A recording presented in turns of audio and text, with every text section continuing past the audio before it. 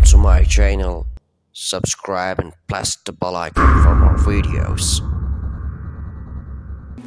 The third thing I realized, that you cannot make your economy grow unless and until there is peace and stability. Pakistan in the 80s became part of what was the Afghan Jihad. Pakistan became allied with the US to stop fight for the freedom in Afghanistan from the Soviets. We had militant groups in Pakistan trained to do guerrilla activities in Afghanistan. Once that ended, once the Soviets left, we were left with the militant groups, and Pakistan suffered the consequences. First time ever we had militant groups in Pakistan. We had sectarian groups. We had this called the Kalashnikov culture. We had drugs coming into the country. And that was a watershed in Pakistan. Things started going wrong and as I repeat, for economy, you need stability. You need peace and order. So if you have armed militias in your country, that became one of the impediments in economic growth. Come 9/11, we again joined the US in its war on terror. This time, the same militant groups that were created, Pakistan was required to disarm them. So again, we went through this process. 70,000 Pakistanis died in it.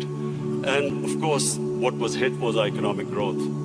And then the image of Pakistan, a dangerous place in the world. So when I assumed power, my government decided that from now onwards, Pakistan will only partner another country in peace. We would not become part of any other conflict. We would not join any country in its conflict. And since then, we have played our part. We have tried to ease tensions between Saudi Arabia and Iran. I also tried to, between the United States and Iran, we tried to do our part, play our part in easing tensions. In Afghanistan, in the peace process now, Pakistan is partnering with the United States to get the Taliban to talk to the Afghanistan government. It is the nearest we are to some sort of a peaceful solution in Afghanistan.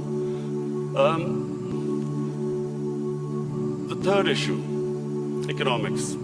When my government came into power, as you mentioned, we inherited the worst economic crisis in our history.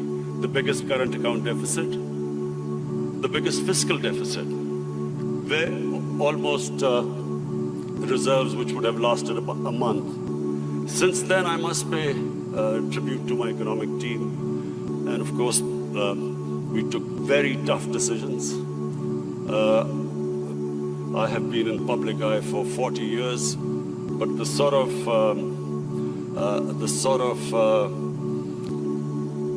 public attitude I have to face in the last 1 year, I've never faced in my life because of all these tough economic decisions we've taken. People are hurting.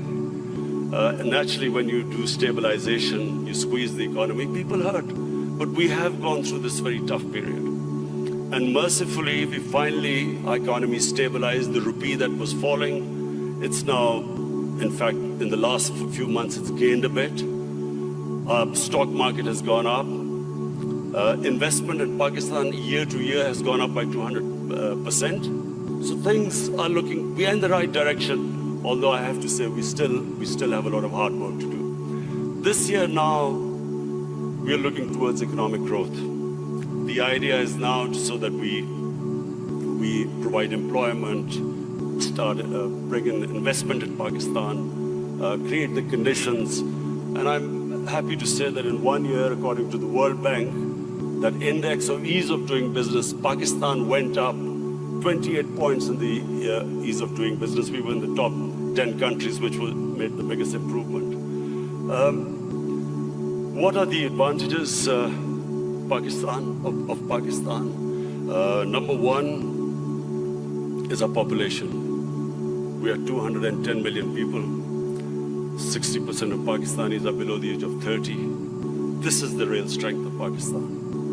Unfortunately, we have neglected this young population because we did not concentrate on skill development, equipping them to employ themselves, become entrepreneurs, provide people to the young people to the industry. But now we have started a program of skill development. We have partnered World Economic Forum in this, this program of Skill Gap, and we have laid a huge amount of money for startups, young people, encouraging them to start their own businesses. This is the first time we've done apprenticeship. We are encouraging industries now to employ young people. So this is really our big source. This is our big resource which will, we hope, one day lift Pakistan. The other advantages Pakistan have, number one, is our mineral wealth. Sadly, untapped. Pakistan is sitting on one of the most precious gold and copper reserves. Unfortunately, we've had a few issues, so these reserves have remained untapped. But we have enough reserves that we can pay off all our foreign debt. We also have one of the largest gold reserves. We have rare earth minerals. We have unexplored gas reserves. So the whole government attention now is to develop these resources. We also have very fertile agricultural land. Unfortunately, the practices which we have done, we have not really explored this potential. Our productivity is one of the lowest.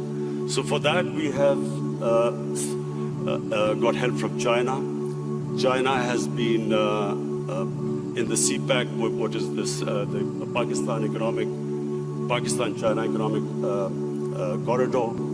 We have in that got China to help us in developing the productivity of agriculture sector. And this is, I think, one area where Pakistan can make strides very quickly, because we do have fertile land. Unfortunately, as I said, our productivity is very low. And finally, my vision of Pakistan stems from its strategic location. Pakistan is strategically placed, probably one of the most fortunate positions in the world. On the one side is China, one of the fastest growing markets, and of course, closely allied to Pakistan. Then we have energy reserves in Central Asia. And the moment there's peace in Afghanistan, we then have access to all the markets in Central Asia. Then we have Iran, and hopefully, if things settle down, Iran also, the more we trade with Iran, both countries will benefit.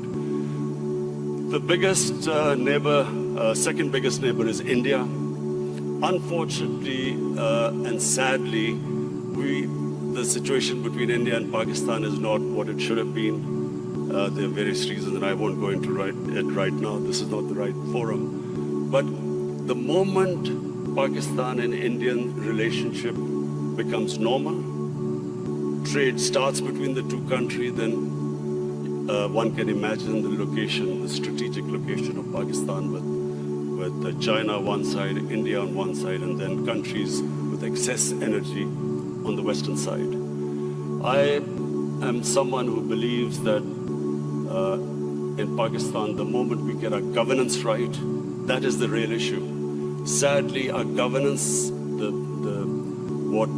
the past 30 years, the way our governance deteriorated, that was one of the biggest reasons that we have not been able to fulfill our potential as a country. The country has tremendous resources, young population, strategically located.